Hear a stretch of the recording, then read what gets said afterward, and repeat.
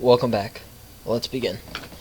Still, we finished it a few minutes earlier than anyone else in the class. Despite our late start, Shizune and Misha are really capable. They're quite different though. The class rep is as calm and professional as she looks, while Misha is a lot more playful and girlish, not to mention a little more easily distracted. To be honest, the two of them did most of the work. I feel guilty about that. The clock tower bell rings, signaling the end of the period. Time for lunch. That is one ugly-ass painting. Goddamn. Without knowing what else to do, I follow Misha, who is beckoning me into the hallway and down the stairs. We descend even below the lobby where I met Muto, down to the bottom floor. Just like everything in this school, the cafeteria seems too spacious and oddly modern in contrast to the classic exterior. Its big windows open to the courtyard towards the main gate. It's the cafeteria! Her enthusiastic statement of the obvious makes people around us stare, but Misha doesn't seem to care, so we proceed to the line. There's a rather long list of menu options, which seem great until I realize that many of them are to accommodate students who need special diets. How nice. It almost feels like I'm back at the hospital, eating portions measured with scientific precision to meet the needs of the patients. I pick something at random and follow Shizune to a table, sitting opposite of her. As I nibble indifferently at the food I'd rather not eat, Misha pokes me in the side to get my attention and points to Shizune. I don't understand sign, so the point escapes me. Maybe looking at the person who talks to you is proper and polite. Do you want to know anything? What? About anything. We're your guides, so you should ask if there's something. I wonder. Let's see. I guess I should ask about the library again if I'm going for Lilly. I don't want Shizune. I refuse to do her path. Oh yeah. Is there a library in the school? Lately I've gotten into reading a lot, so I'd like to check it out. Misha gives the kind of frown that makes it clear she doesn't consider reading a healthy hobby, but then picks up her smile again. There is. It's on the second floor. We can show it to you sometime. Thanks. I return to my food while the girls talk between themselves. Misha and Shizune sign back and forth very animatedly, throwing sideways glances at me, but Misha refrains from translating. Maybe they're talking about secret girl stuff or something. I quickly notice the conversation in sign is not enough to fill a silence. We arrive in the classroom early, but we're not the first. That dark-haired girl I noticed before is slumped over her desk at the last row. She jumps a little when Misha crashes into the room with the elegance of a rhino. Don't worry, Hanako, it's okay. You can just get off the screen if you want. She shrinks deeper into her seat. I can feel her tension all the way from here, as if she were slowly turning into stone just from our presence. Misha and Shizune don't notice or don't mind, as they walk directly past her to their seats and begin to converse. I'm left wondering about her, even when the classroom slowly fills with other students and finally the teacher. Getting into the rhythm of school feels different. It's as if my brain remembers how this is done, but my body doesn't. Towards the end of the class, I start yawning and counting the minutes left. I shouldn't be this tired on my first day of school. Maybe it's the long time spent in the hospital that made me like this. I'm even feeling physically weak and lifeless. Before long, the final bell rings. School is finally over for the day. Beside me, Misha and Shizune are having a short conversation. After a bit of deliberation, Misha turns to me. Unfortunately, we can't stay and show you around today, Hichan. We've got to hurry already, since there's a lot of work for us to do. You'll find your way around here, I'm sure of it. Ah, wait. The teacher said I'd have to see the nurse. Where do I have to go? Is that so? We can at least show you that much. Come on, the nurses have their own building, so we have to go outside. We join the flow of students making their way down the stairwell and outside, with the girls pointing out other senior classrooms in the same hallway as ours. When we get outside, the girls make their way to the smaller building right next to the school. It's built in the same style, so it looks like it's actually a part of the main building. This is the auxiliary building here. There's a lot of official and important stuff inside, like the Yamaku Foundation office and all the nurses' offices. They even have a swimming pool. How is that official? Don't be silly, John. It's for physical therapy, of course. Anyway, all the nursing staff facilities are in there too. The head nurse's office is on the first floor. You'll be fine from here, right? We'll be going then. See you tomorrow. Yeah, thanks. Bye. A whole building for stuff that has nothing to do with the actual education? I guess it's necessary for a place like this. I walk in hoping this will be only a quick visit like the teacher said. On a white door on the left is a green cross with the text Head Nurse and a nameplate. A voice from the inside responds to my knock almost immediately, but I can't quite make it out. It sounded a bit like an invitation to open the door, so I invite myself further in. The room is not large and it smells strange. A friendly-looking man turns on his office chair to face me as I enter. His desk is neat and tidy, but the bin under the table is overflowing with used medical utensils, and there are at least a dozen coffee cup rings lingering on the desk. Hello there. What can I do for you today? He is young-looking and sort of rugged, but the dimples in his cheeks wash that impression away when he smiles. Are you the nurse? He smiles like a person who has heard this very same question hundreds of times. Why, yes, I am. It says so on the door, no? You can call me by my name, or just the nurse, like everyone else.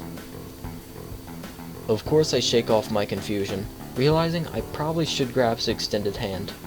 His handshake is rather firm and friendly. Right, I'm a new student and my homeroom teacher told me to come and meet you. My name is Hisao Nakai. His eyes light up with revelation and he snaps his fingers. Oh, you're that Nakai. I was just reading your file in the morning. Some kind of chronic arrhythmia and related congenital heart muscle deficiency, right? He gestures me to sit down in a vacant armchair in front of his desk. Yeah. Good. Well, you've probably been briefed about the school enough, so I'll just go over this quickly. We have all kinds of facilities available, mostly physical therapy and such.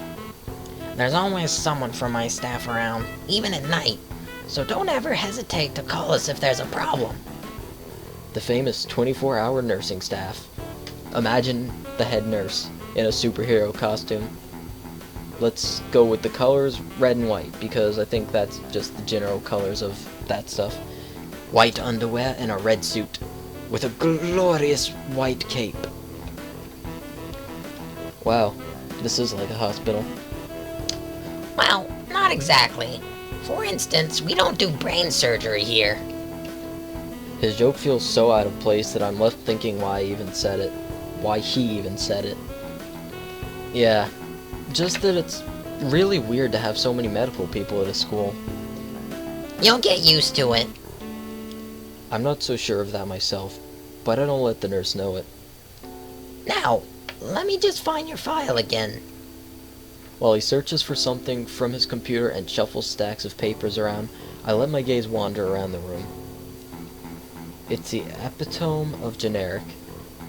I'd like to say epitome. Beige walls and ceiling, dark gray laminate flooring, and all the equipment you'd expect from a school nurse's office. Even the ridiculous educational posters are hanging on all four walls, reminding me to eat properly 3 times a day and from all food groups. Smiling, the nurse draws a thick file from a stack of similarly thick files and opens it. So, you already have medication for the arrhythmia. Just remember to take your pills every morning and evening or it won't be much help. Apart from that, do you do any sports? Rash stuff like, I don't know, boxing? He grins to his own joke, but I don't. Well, I played soccer occasionally with some classmates. Alright, I'm afraid I'm going to have to recommend you refrain from doing that, at least for the time being. Oh. My lack of reaction makes him raise an eyebrow. But really, I'm not too bothered by him forbidding me to kick a ball around. I guess I never did it out of burning passion for the sport, just to have something to do. Any kind of confusion might be very dangerous. Concussion might be very dangerous to your heart, and risking another attack is not a good idea. Was the previous one caused by a sudden concussion to the chest area? There's no mention of the cause in your papers. Not exactly. I sidestepped the question acceptably, and he glances at me over his papers with a more serious expression on his face. Still, you need to keep your body healthy, so some exercise would do you good. We have physical therapy and such available, as I said, but I don't think you really need such heavy measures. Just get some light exercise regularly. Brisk walks or even light jogging, jumping rope and that sort of thing. Swimming maybe? There's a pool here. So I was told.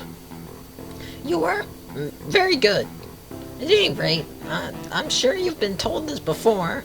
You just need to take care of not to overexert yourself. He wags his finger to emphasize the point. No need, really. I've heard this 1,000 times already. Absolutely no unnecessary risks. Take care of yourself. Okay. He goes over my papers one more time and sets them on the desk, obviously content. Good. That's it, then. Come meet me if you ever need anything. I'm ushered out before I even realize it. A quick visit indeed. I end up standing in front of the main building and the auxiliary building, although to my eyes they still look like one and the same. Yeah, I agree to that. I mean, I guess the buildings separate around right here from the looks of it. Because this building's a little bit shorter and different colored, but that's about it. It's the first real look I get at the other students, so I watch people coming out of the school going towards the gate or the dorms. Everyone seems to know where they are going, and I still keep thinking that most of them don't look too special for being students at a special school. Then again, neither do I. Does that make me one of them? One of us? I should go somewhere too, to prevent me from getting lost. It's around dinner time, but I feel tired instead of hungry. The weirdness in me only grows as I trudge forward towards the dorms, set a little way apart from the main building complex. There's a garden of sorts between the school and the dorms, shrubbery, flowers, and that overbearing smell of fresh-cut grass that fills the atmosphere. It dawns on my tired mind that the smell feels novel because I haven't been outside at all for so long.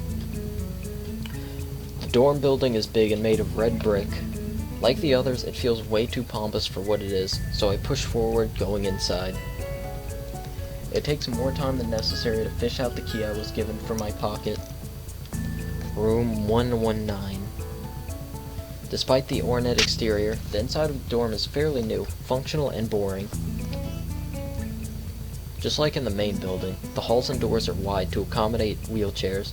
The same goes for the elevators at the end of the hallways. I poke my head around the corner of the common room door. Inside, a few students are watching the television. One nods and gives a quick hello before turning back to the TV. Seems that only the girls around here are sociable. I suppose that's perfectly fine with me. I climb the stairs to the upper floor. Here, small corridors branch off from the main hallway. Each of these minor halls seem to have a toilet and shower, as well as 4 rooms. About halfway down the hall, I spy room 119. The nameplates on the rooms adjacent to mine are blank. I guess there are just 2 of us here. Light shines from below the door of room 117, so I knock lightly. Hello? Anyone home? From inside, I hear a few movements, then the clicking of way more locks than I thought these doors had. After a moment, the door squeaks open. A bespectacled boy is standing in front of the doorway. He is looking at me very intently, through his extremely thick glasses. Let's see. How should Kenji sound? Who is it? I don't know. Blind? No, at least not completely. Why would he have eyeglasses if he was? He leans closer to me until our noses are almost touching. His breath stinks of garlic. Hisao Nakai. I'm moving into the door next room. I'm moving into the next room. I thought I should introduce mine. His face suddenly brightens in realization, and he stands back upright, thrusting his hand out in a smiling greeting, almost straight to my diaphragm. Gonna end the part there, guys. Thank you for watching, and I'll see you later. Peace.